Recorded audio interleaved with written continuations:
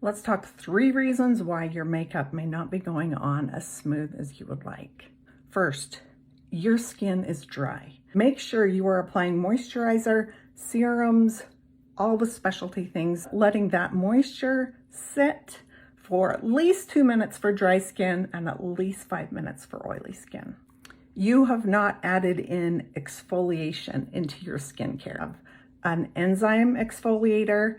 There are ones that have more grit and texture. And then lastly, you can also dermaplane your face and shave your face. That kills 2 birds with 1 stone, gets rid of all the peach fuzz and all the dead skin cells.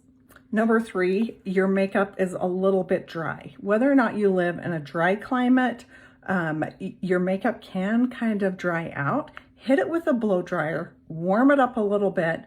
That will help it so that it goes on nice and smooth, or apply it with your finger. And as you're warming it up like this, it's actually going to warm the makeup up. Then when you go to put it on, it's going to glide on like butter. Try these tips out. Again, if you're still having problems with the makeup not going on as smooth as you would like, reach out to me.